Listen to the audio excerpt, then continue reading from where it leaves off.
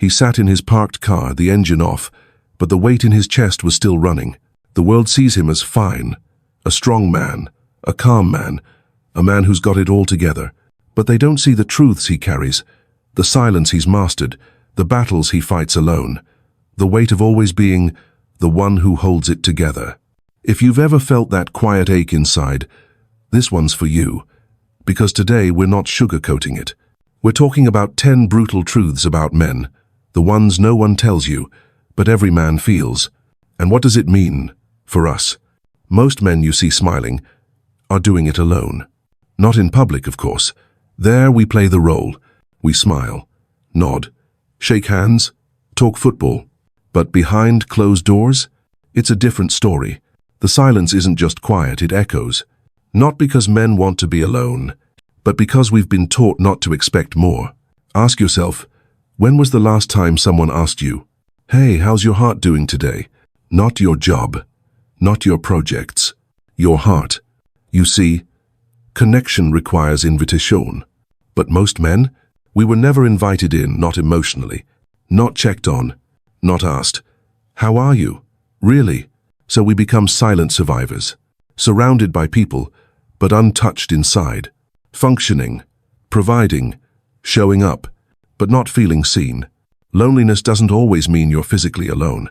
It means you're emotionally unfelt, emotionally unheard. And what does that mean for us? It means we have to stop waiting, stop hoping someone will notice our silence. We have to start by noticing ourselves. That ache in your chest, that heavy, quiet question at night, it's not weakness. It's your soul asking to be known. And maybe for the first time, by you. Tell a man, "You did well," and he'll carry that memory for years. Why? Because most men are starving for something they're afraid to admit. Validation, no attention, not approved. Just a calm human moment that says, "I see what you're doing. I see how hard you're trying." But here's the brutal truth. Men are trained not to ask for it. From boys we're taught, you don't need praise. You earn respect. You stay silent. And even when we do everything right, no one says it. So we build. We stay late. We fix things. We show up, hoping someone will notice. Most of the time, no one does. And so the boy who once tried to impress becomes the man who quietly bleeds effort and waits. But here's what this means for us. We can't keep outsourcing our worth. We need to validate ourselves daily. Stand in the mirror and say, "You did good today. Even if no one saw it, I did." This isn't arrogance. It's survival. It's healing. It's the beginning of dignity that doesn't depend on applause. The truth is, you were always worthy, even when no one clapped. When a woman cries, she is seen, held, surrounded, given space. When a man breaks, he is avoided, judged, told to pull himself together. This isn't bitterness, it's a brutal truth. And it starts young. Little boys fall down, and someone says, "Get up, be a man." Little boys cry, and someone says, "You're too sensitive." So what does he learn? To bury it, to fake strong, to become numb. And over time, that numbness becomes identity. But numb doesn't mean okay. Numb means overloaded.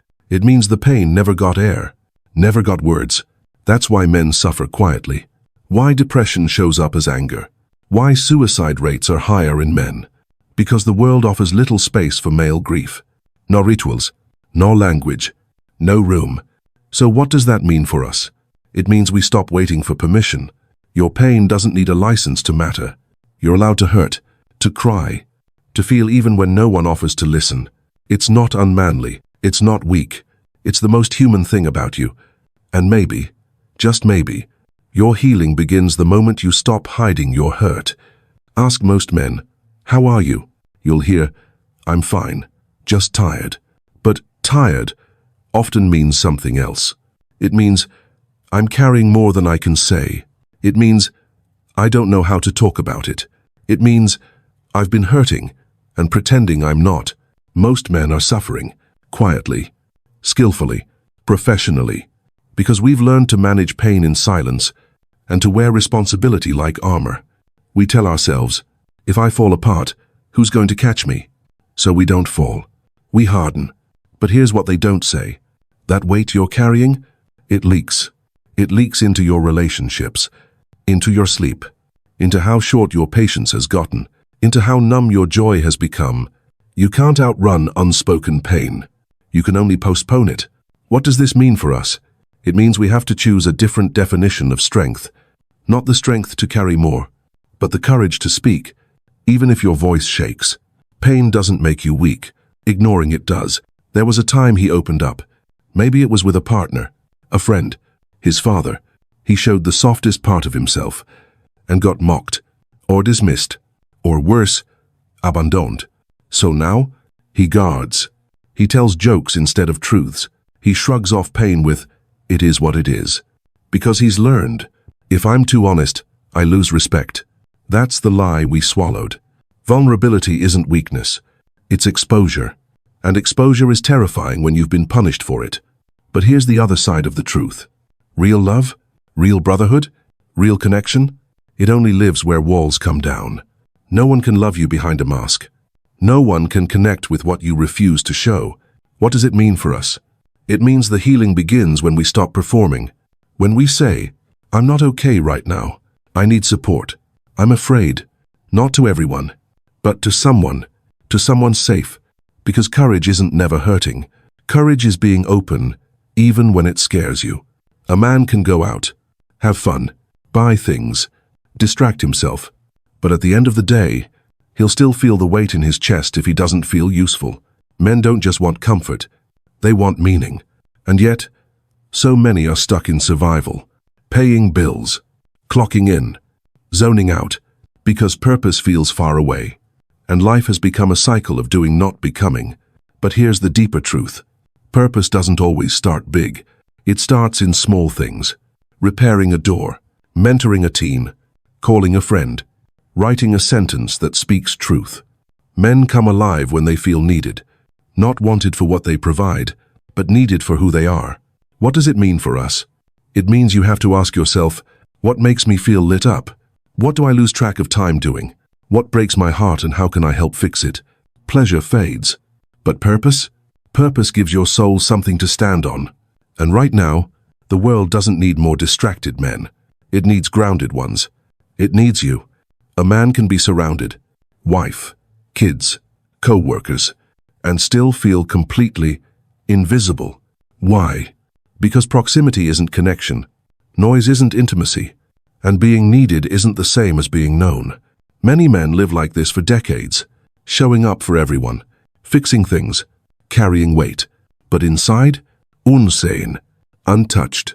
He's the rock, the foundation, the one no one ever thinks to ask, "Hey, what do you need today?"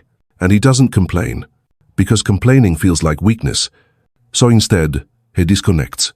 He gives his presence, but not his heart, because no one seemed to notice when it went missing anyway. What does it mean for us? It means men need connection, real connection just as much as anyone else. But we've forgotten how to ask for it, or believe we deserve it. Start by offering it to others. Be the man who asks other men, "How are you doing honestly?" Create what you crave, and slowly, it will return to you.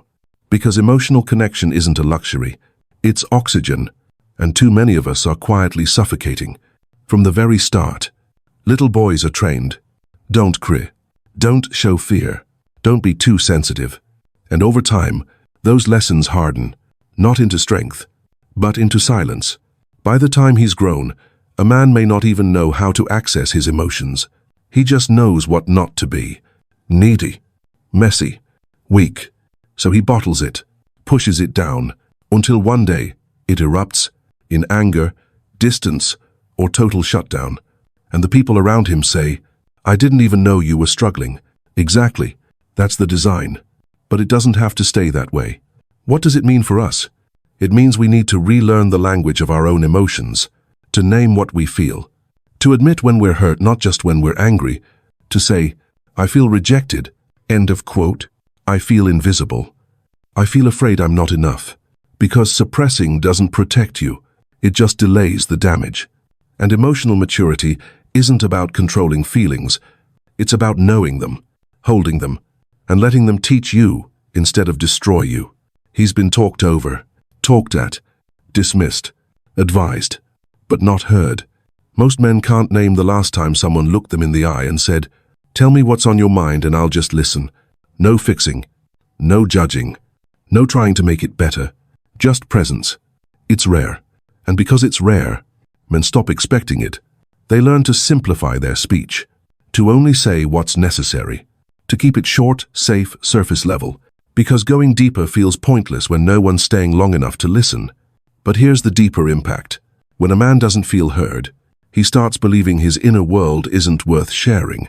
He disconnects not just from others, but from himself. So what does this mean for us? It means we need to start practicing presence with ourselves. Sit in stillness. Write it out. Speak it aloud, even if it's just into the void. And with others, ask better questions. Offer stillness instead of solutions. Because when someone listens, really listens, it tells a man, you matter, your voice matters, you're not just useful, you're human. And sometimes, that reminder alone is what keeps a man going. There was a time when masculinity was honored, not dominance, not aggression, but real, grounded manhood, steady, loyal, present. Today, masculinity is questioned, mocked, labeled as toxic before it's even understood. A man shows strength, they say he's cold. He sets boundaries, they say he's controlling. He leads with confidence, they say he's arrogant. So over time, men stop expressing it, not because they don't feel it, but because the cost of being misunderstood feels too high. And that's the tragedy.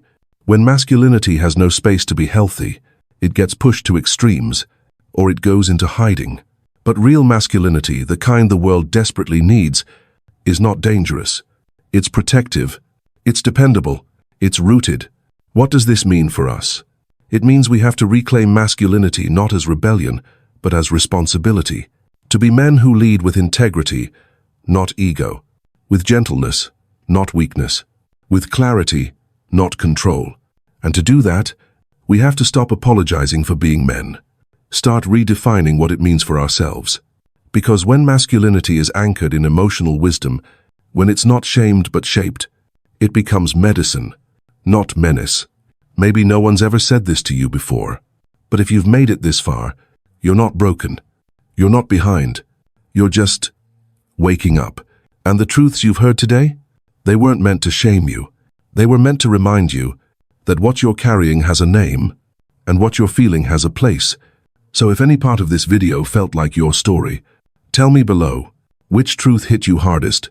Because sometimes, just putting it into words is the beginning of healing.